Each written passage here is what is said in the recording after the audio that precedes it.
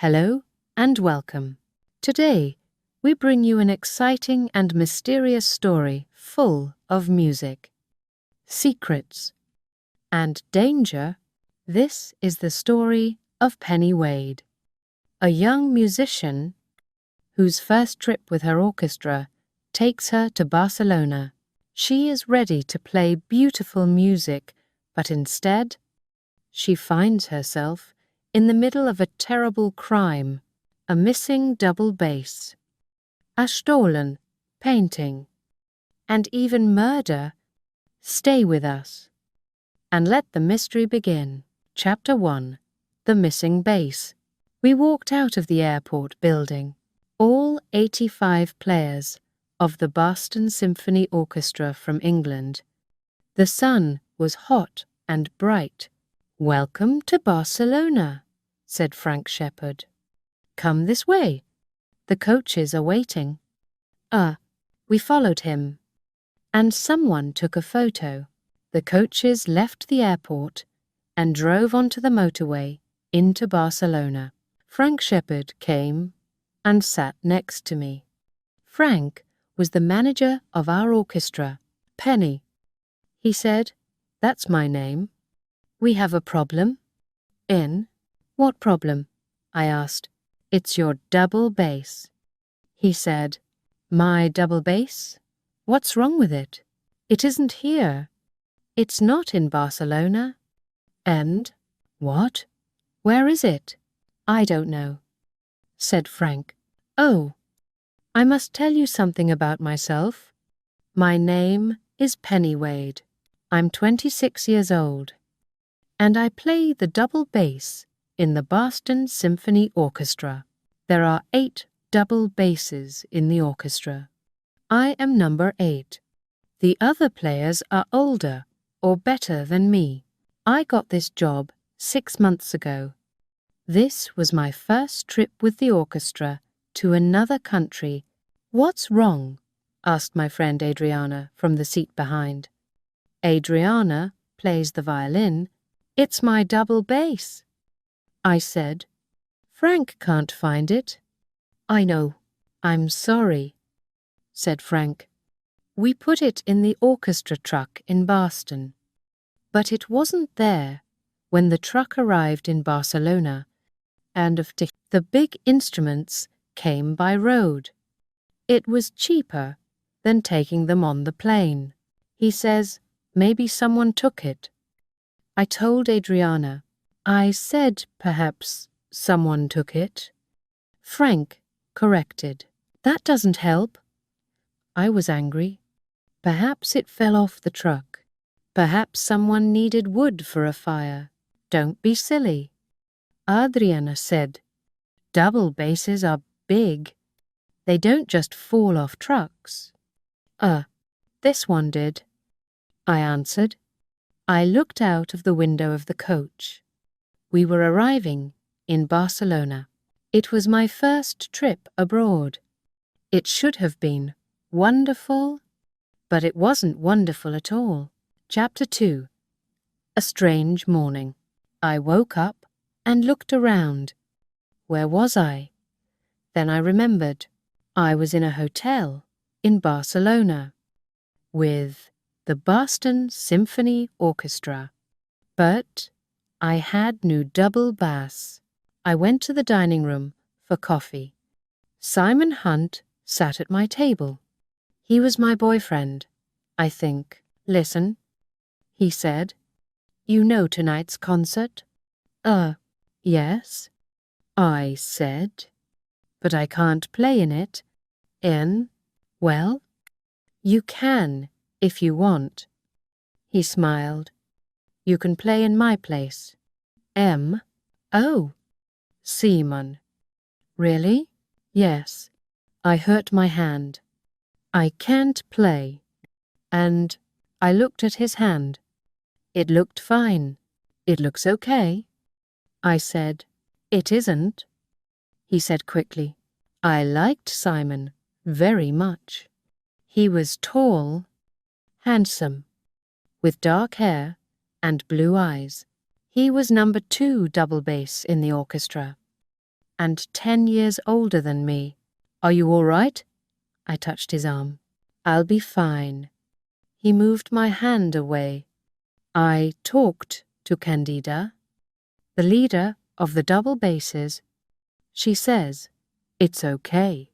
Elle, thanks. Simon, it's nothing. And now I get a free afternoon. Well, we're both free this morning. I said, we can do something together.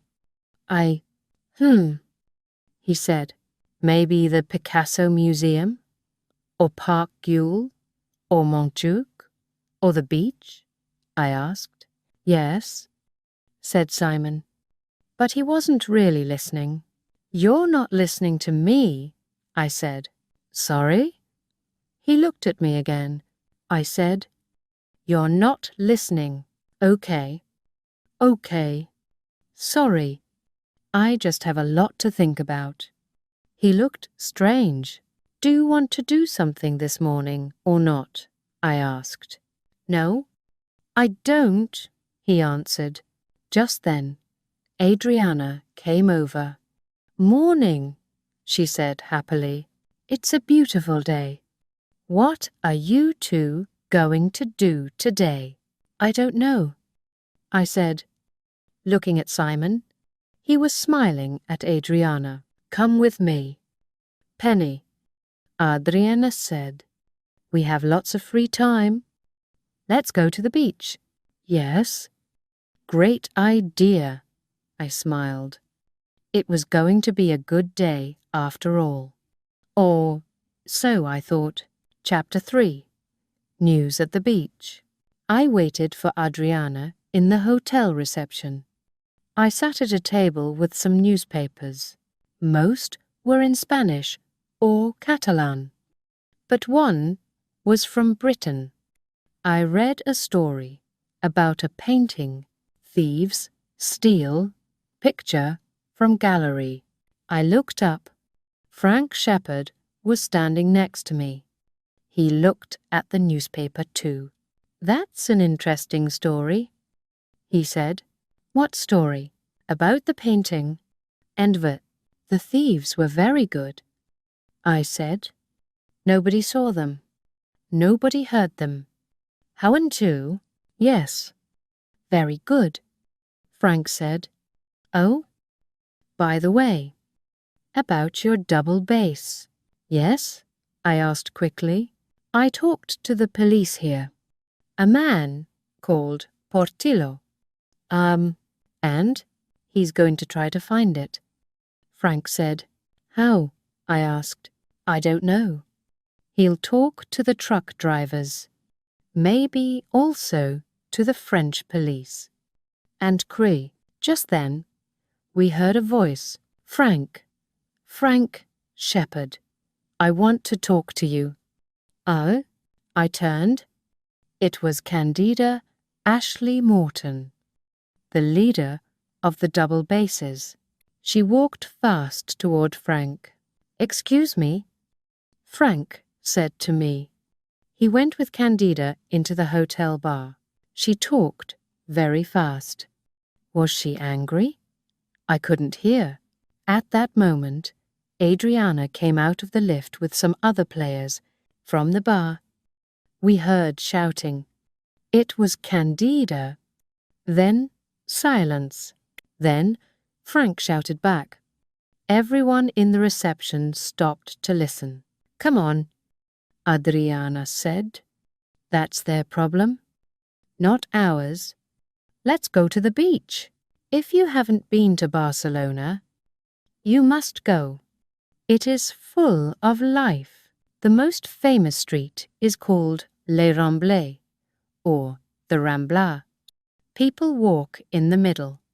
Cars drive on the sides. There are trees, zoffies, street musicians, actors, people selling flowers, newspapers, aphid birds. It is always busy. About 20 of us left the hotel that morning. We walked down the Ramblas, talking and laughing. At the end of the street, we reached the sea and then the beach. The sun was high in the sky. Many people were lying on the sand. Some of our group ran to swim. Others played football. Adriana and I sat on the sand. We put on sunglasses and smiled at each other. "Wow," she said. "This is fantastic. This is the life." She was right. It was a wonderful day. But we didn't know then what was waiting for us in the future. Chapter 4. The Concert Night. Concerts in Spain begin late. It was 9:30, and the theatre was still not full. My face was red from the sun, and the theatre was hot. At 9:55, we walked onto the stage and sat down. The audience became quiet. Our conductor, Philip Worth, came out. At 10 o'clock, he lifted his arms, and we began to play In the South by Edward Elgar, an English composer. I looked at the audience. Near the front, I saw Simon.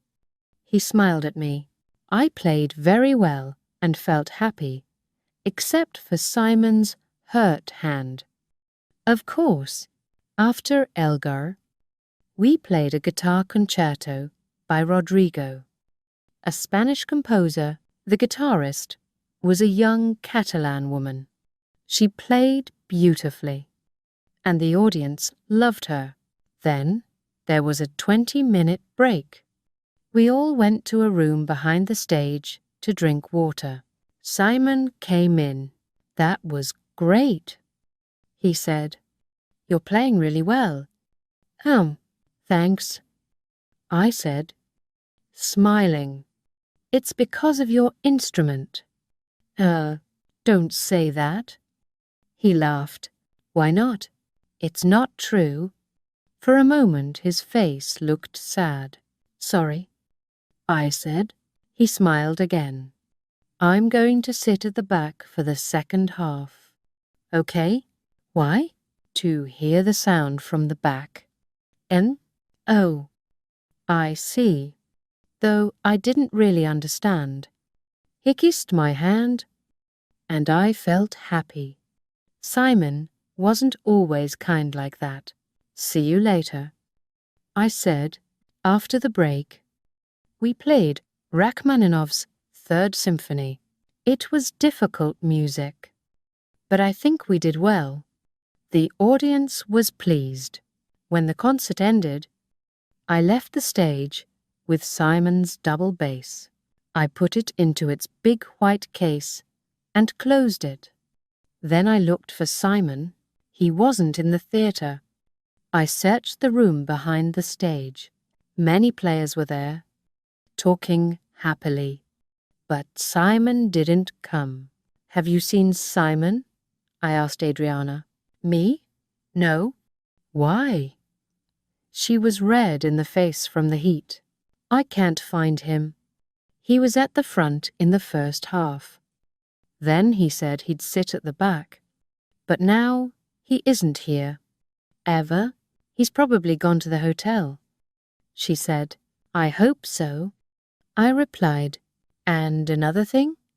She added, "Where's Frank? Isn't he here?" I asked. "I don't think so."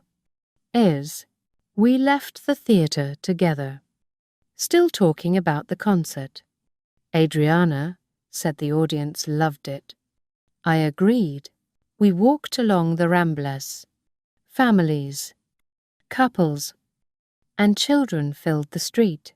Cafes were busy with people drinking beer and wine. A man played guitar while a woman danced. "It's late for children," I said. "Not in Spain." Adriana said, "People here go to bed very late." And, well, I can't. I'm tired. I need sleep. 10 minutes later, we reached our hotel. I didn't say goodnight to Simon. I still couldn't find him. "Do you want a drink?" Adriana asked. "No, thanks. I'm really tired." Okay. See you in the morning." I took the lift up to my room. I thought about the concert. I thought I played well. In my room, I tried to phone a number. No answer. I put the phone down. Something felt wrong. Simon wasn't with me, and my lovely double bass was missing. Oh well. I thought, maybe tomorrow will be better. A real one. Some people laugh at the double bass. They say it only goes plonk, plonk. How?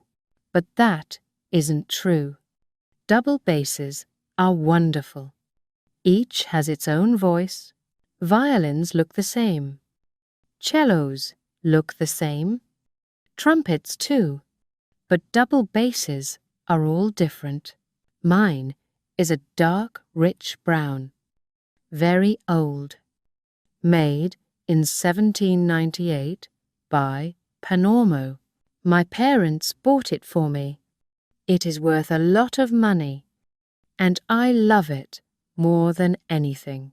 What am I going to do without my Panormo? I thought. And where is Simon? What is happening to me? I was tired. Soon, I fell asleep. Chapter 5. Screams in the Dark. I was asleep, dreaming of music, double basses, and beaches. Simon was in my dream, and so was our conductor. Then suddenly, I heard a terrible sound. Someone was screaming. I opened my eyes. It was 5 o'clock in the morning. The screaming came again, louder. This was not a dream. I jumped out of bed, pulled on a t-shirt and jeans, and went into the corridor. Doors opened on both sides.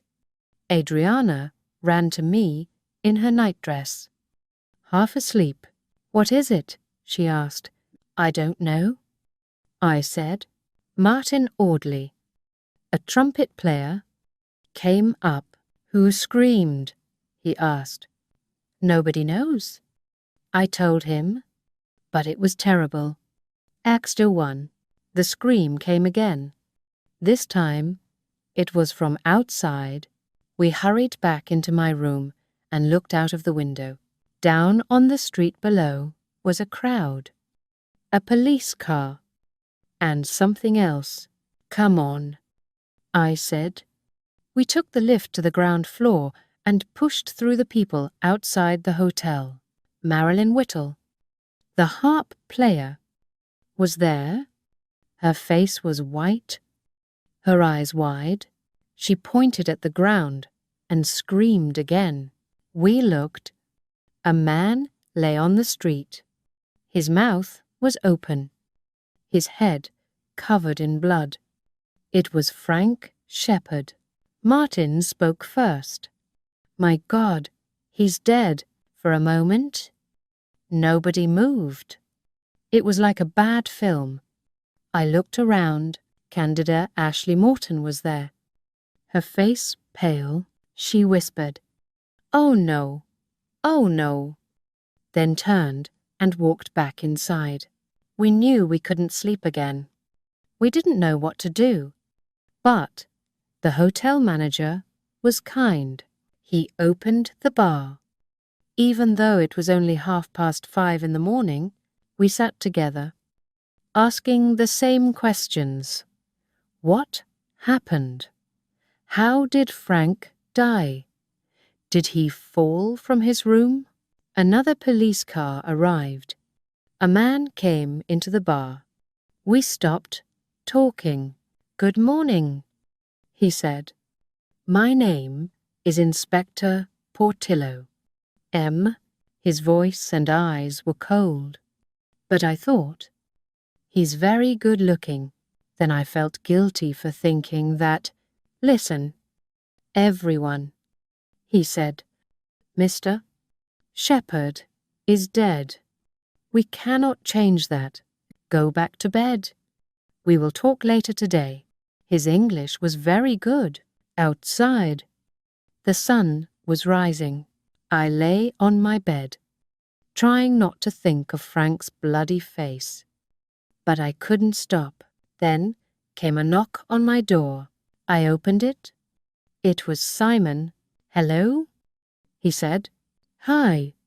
Isn't it terrible? Yes. Poor Frank, he said quietly. Where were you after the concert? I asked. Where were you last night? I went to a bar. He said. Why? For a drink? Of course. And then? Questions. Questions. His voice was sharp. Where did you go then? I asked again. I went to another bar, he said. He wasn't smiling. Why didn't you come to me? I needed you, I said, thinking again of Frank's body. Is that a question or not? He snapped. Come on. Simon, where were you? All right, he shouted. I went to a few bars. I drank a lot. I came back about 3 in the morning and went straight to my room. In L, were you with someone? Haven't you listened to me? I was alone. He was angry now. Oh, Simon. I'm sorry, I said softly. I'm being silly. It's just, well, you know. Yes, he said more quietly. It's been a hard night. He smiled and kissed me. But something felt wrong. I need a shower. See you later, he said, and left. I closed the door and stood still. His answers were strange. I thought, why isn't he telling me the truth? Chapter 6. Questions from the Inspector. 3 hours later, I sat in the hotel dining room with Inspector Portillo. Good morning, Miss Wade, he said. Good morning, I answered. I felt a little afraid. Why did the police want to talk to me? I know about you, he said. You do? Yes. You are the player with the double bass. Huh, without the double bass. I corrected. He smiled. Yes, but we are looking for it. And will you find it? I asked. I hope so, he said. He isn't cold. I thought, he's actually kind. I like him, but then his face changed. Now, I have some questions for you. Why? I asked. That is not a smart question, he said. A man has died. We must ask questions. So you think I'm stupid? I was angry and tired. No, I'm sorry, he said quickly. I looked into his face. He really did look sorry. Forget it. I'm just tired. I said, yes? Me too. He smiled. Now, may I ask you? Yes? He sighed. Where were you last night? I was at the concert. Yes? Of course. And after the concert, I came back to the hotel. Who with? With Adriana Fox. We walked up the Ramblers together. And then? He asked. Then I went to bed. Just you? He asked, smiling. What do you mean? I said. Are you married? Do you have a boyfriend? I'm not married. But yes, I have a boyfriend. I think. Who? He asked. Do you really need to know? Is it important? I will ask another way. Do you have a boyfriend in the orchestra? His voice was cold again. That's very personal. I said, death is very personal. he answered quietly. Yes, sorry, I whispered, remembering Frank's body. So? He asked. Yes, I do. I? Who? Simon Hunt. I told him. Did you spend the night with him? No, we didn't, I said, feeling uncomfortable. I see, he said, putting his pen in his mouth. He was quiet for a moment, then looked into my eyes. That's all? And you're not going to ask me more? I asked. I can go? Yes. For now, but don't go far. Nobody in the orchestra may leave Barcelona. Stay near the hotel. Of course. Ian, I'll talk to you again, he said, smiling. All right? Oh, yes, I said. Good. But I didn't feel good at all. Chapter 7. Secrets in the Air. It's going to be strange without Frank, Adriana said. Yes, I agreed. Very strange. And one. We sat in a cafe. She drank orange juice. I was on my third coffee. We both felt sad. You've been in the orchestra for 2 months? Adriana said. I've been here 3 years. Frank was like a father to me. He was kind. I'm Senan. Yes? I said quietly. We talked about Frank, but not about his body in the street. Still, I couldn't stop seeing the pictures in my head, the screams, the crowd, the police. Something in those pictures felt wrong. Are you okay? Adriana asked. Yes. No. I just need time. I said, listen. Penny, she began. Yes? I asked. Oh. Nothing. She looked up at someone behind me. I turned. Simon, I said. Hello. Where have you been? Oh. Here and there, he replied. I was talking with some players. About Frank. In? Of course. I said. Sit down. Sure. He smiled at Adriana. She smiled back. Their eyes met in a way I didn't understand. They had a secret. Not mine. Not ours. Just theirs. Simon ordered a beer and drank it fast. What do you think will happen now? Adriana asked. About what? Simon said. About our concerts tonight, here in Barcelona. Then Madrid.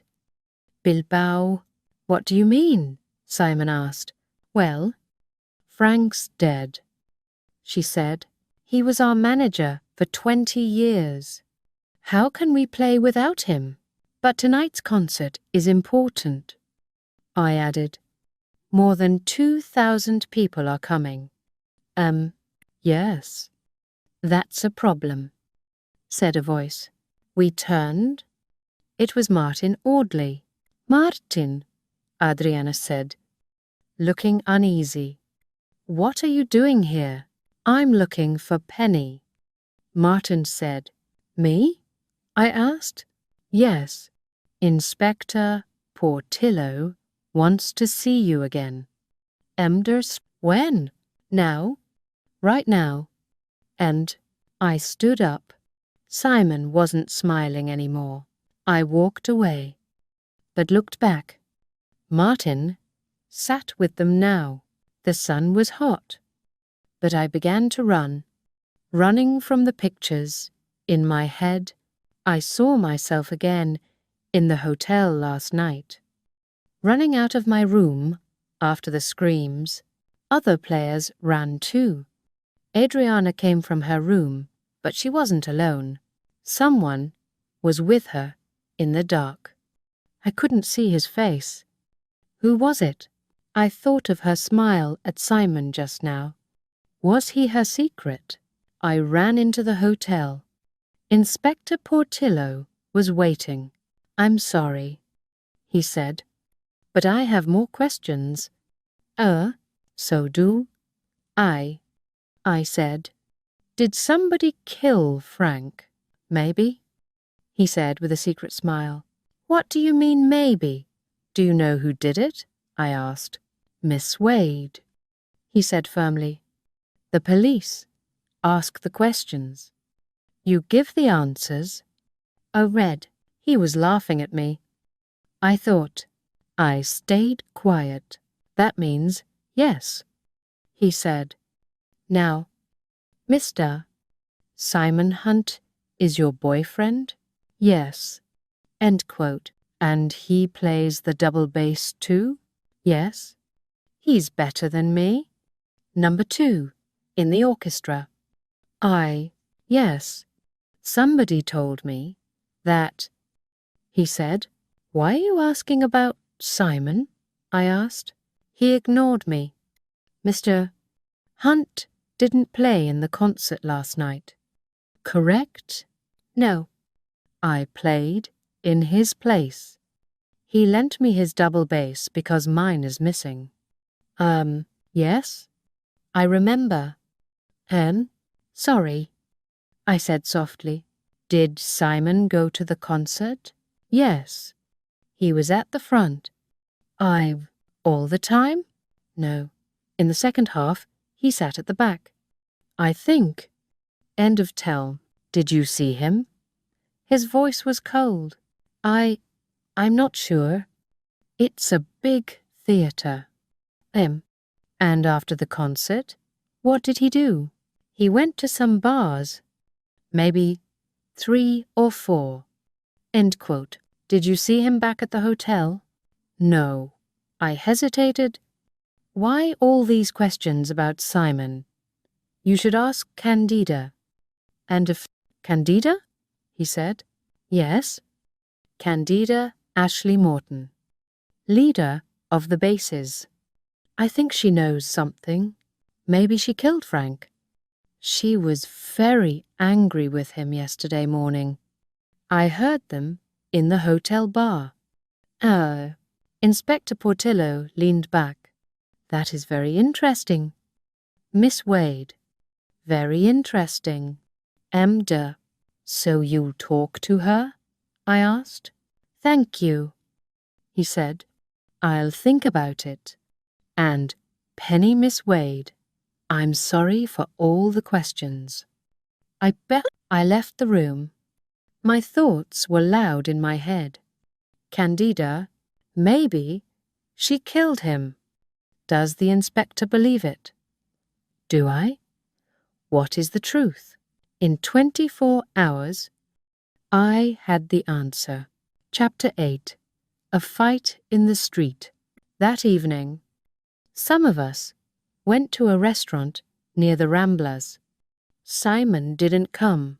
"I have to meet some people. I'll come back later," he told me. I sat next to Martin. I liked him. He had been in the orchestra for 6 years. Adriana was across the table. She smiled at me sometimes, and I smiled back. But in my head, I wondered, was Simon in her room last night? Is she my friend and Simon's lover at the same time? We finished dinner and walked back along the Ramblas. "Are you okay?" Adriana asked. "This is the time." I thought, now I can ask her the question. But before I spoke, we heard English voices. We turned. Candida Ashley Morton sat at a café table. Marilyn Whittle, the harp player, stood in front of her, shouting. People were watching. "Was it you?" Marilyn screamed. "Did you push him out of the window?" "No." "Of course not," Candida said softly. "I think you did," Marilyn shouted. "You killed him because he didn't love you." "What are you talking about?" Candida's face turned white. "You loved him." Didn't you? Marilyn shouted again. Candida looked down. She didn't answer. Didn't you? You were in love with him. All right. It's true, Candida said at last. Frank and I were lovers. Are you happy now? That's why you killed him, Marilyn yelled. You're wrong, Candida whispered. He didn't love you. He loved me, Marilyn shouted louder. Her face was red and wild. You killed him because of me. Please stop. Candida begged. Everyone is watching. So what? Let them watch, Marilyn shouted. You're a killer. You pushed him out of that window? Suddenly, Adriana stepped forward. Stop it, she shouted and slapped Marilyn across the face. Marilyn gasped, then turned and ran away. Go after her. Martin, Adriana said. Martin quickly followed the harp player into the night. I'm sorry, Candida said. Tears on her face. It's not true. Really? It's not true. And 10. Let's talk tomorrow, Adriana said kindly. She put her arm around Candida, and we walked back up the Ramblas toward the hotel. That night, Simon came to my room. He arrived an hour later with a bottle of champagne. He was gentle, kissed me, spoke of love. I wanted to believe him, but inside, I didn't feel happy. He was strange, and I didn't understand him. He tried to love me, but maybe because he already knew something I didn't, that it was our last night together.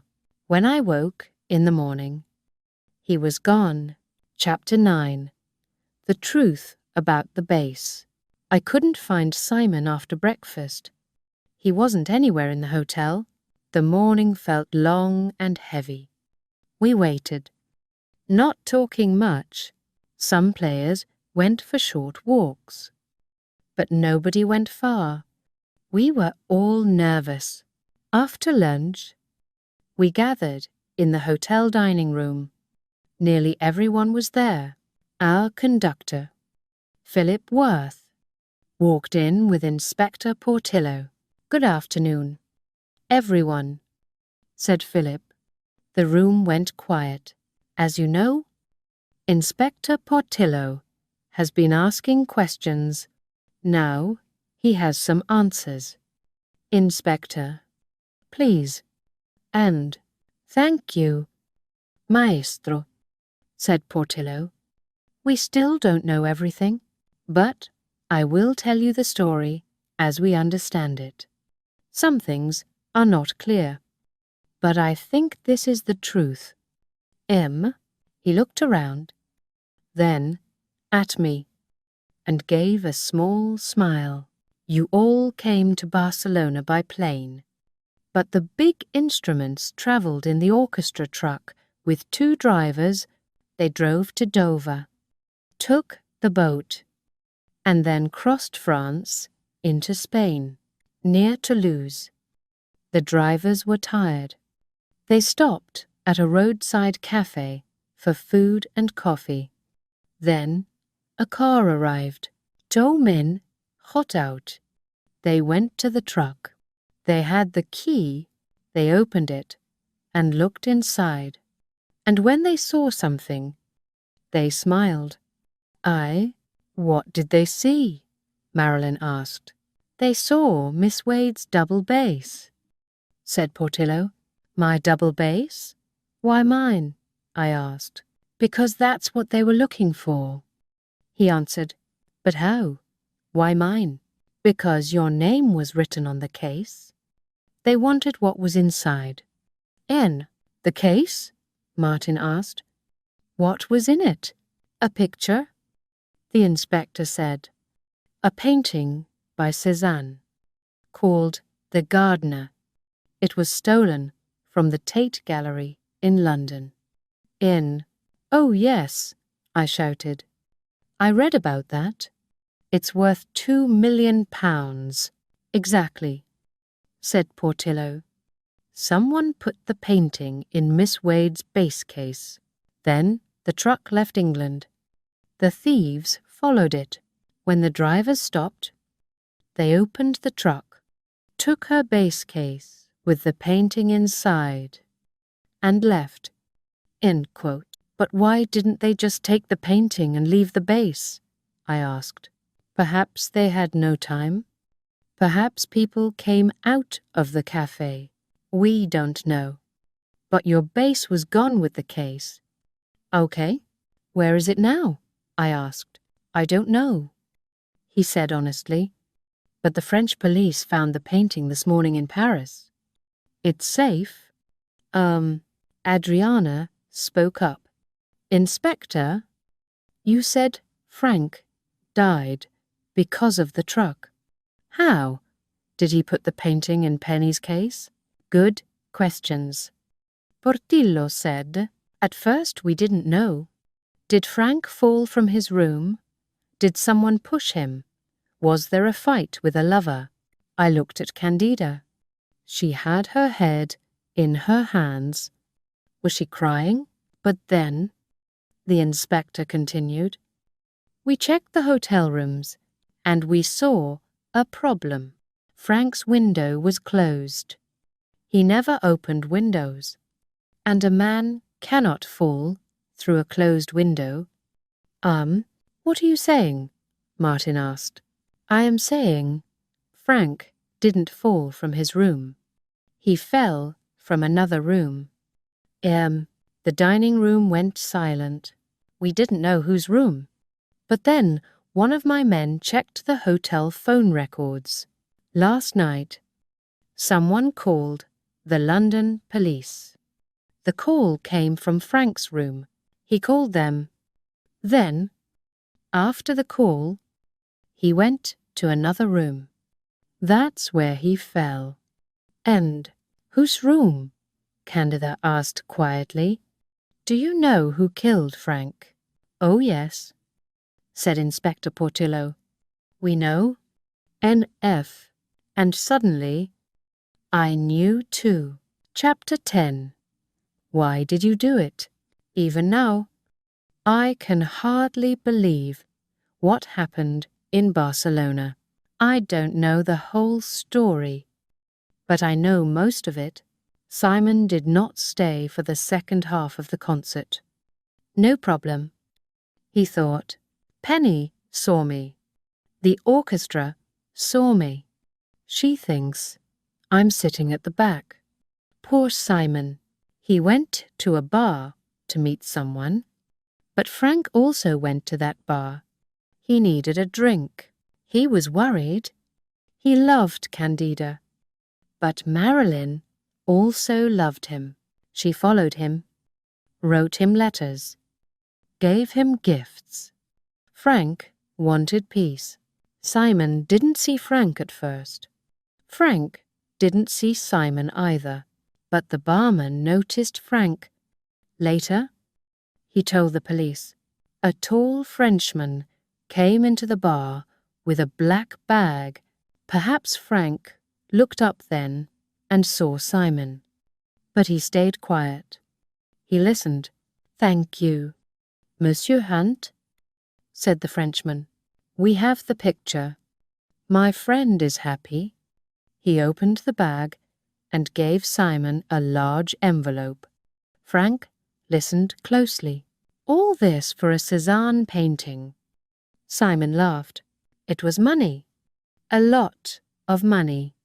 "For the Gardener, by Cézanne." Now we know the truth. Simon's cousin was a guard at the Tate Gallery. She stole the painting and gave it to Simon. He hid it in my double bass case. No one would look for a painting inside an orchestra truck. Frank went back to his hotel room and made a phone call to London. Then he went to Simon's room. Maybe he wanted to ask. Why? Maybe he wanted to warn him. But it was a mistake. Simon's window was open. Frank fell 5 floors to the ground. The police found Simon later at Barcelona airport. The next day, I followed a policeman into a hot police building. He opened a door. Inside sat Simon. "Hello," Simon said. He looked terrible. "Hello?" I said softly. "How are you?" "How do you think?" he said bitterly. "Oh." "Simon, did you really kill Frank?" I asked. "Yes?" "No." He was angry. Hair fell. "Well." I pushed him. Why?" I whispered. "He saw me with the Frenchman. He knew about the painting." Simon said, "Why?" "Simon, why did you do it?" I shouted. "Money," he said coldly. "I wanted more money." And why didn't you run?" I asked. "I did, but I thought, nobody knows. It will look like an accident. I didn't know about the phone call. I didn't know the police would find my fingerprints on the window." "Oh?" We sat in silence. "What will happen to you?" I asked. "What do you think, prison?" For a long time. "Ah, poor Simon," I whispered. "Be quiet," he shouted. "Go away. I don't want you here. I don't want to see you again. Just leave." And Cree, I wanted to stay. I once loved him, but I had no words. "Simon," I said. "Simon, But he looked away. I left the room. Out of the police station. I didn't look back. Chapter 11. One last question. We left Barcelona, but I felt empty. I thought about Simon in prison. We played concerts in Madrid and Bilbao, but not very well. On our last night in Bilbao, Adriana and I walked by the big black river. "The Navian, are you all right?"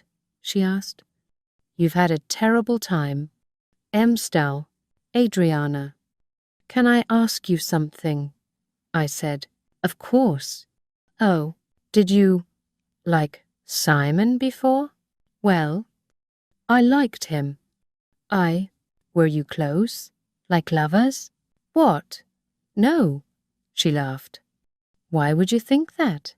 "I don't know. You had a secret." And, she stopped walking. "Yes, we did, but not with Simon. Simon saw me with Martin. We've been together for 3 months." Martin?" I was shocked. "Yes. We didn't want to tell anyone. That night, you saw someone in my room? It was Martin. Not Simon. And 3? Oh, Adriana, I'm sorry." "Huh," she laughed. "Don't feel bad. Forget Simon. Think about the future."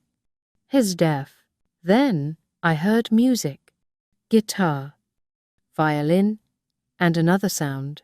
"Adriana, listen." "What?" "That sound. I know it. A double bass." We ran toward the music. Street players stood there, making wonderful music, and one of them had my double bass, my beautiful Panormo. "That's my bass," I shouted. "No, it isn't," said the man. "Yes, it is." "Where did you get it?" "A man sold it to me. Very cheap. I know it wasn't right. You can have it back if you give me some money." Owen, we gave him a little. I didn't care. I held my bass. It was dirty, scratched, but still, Mina, come on. I whispered to it. "Let's go home." Ev, Just then, a car stopped. 2 policemen got out. One of them was Inspector Portillo. Miss Wade, he said with a smile. So you found something? Yes, my double bass. Isn't it wonderful? It looks nice, he said. But I think its player is more beautiful. I blushed. Sorry? Why do you think I'm here in Bilbao? Penny Wade? He asked, his dark eyes serious but kind. Come on, Penny, Adriana said. Let's go back to the hotel. Oh, we'll take you, said Portillo. The bass can go in our car. And later, Miss Wade, I have one more question for you. More questions? I sighed. Only one, he said. The most important one. And he did ask me the most surprising question in the world. My answer? I'll think about it. And I have. Tomorrow, I'm going back to Spain. Thank you for listening to this story. If you enjoyed it, please don't forget to like the video and share it with your friends. And make sure to subscribe so you don't miss the next emotional and exciting story. What do you think about Penny's adventure? Could you trust Simon or the inspector? Tell us your thoughts in the comments below. See you in the next story.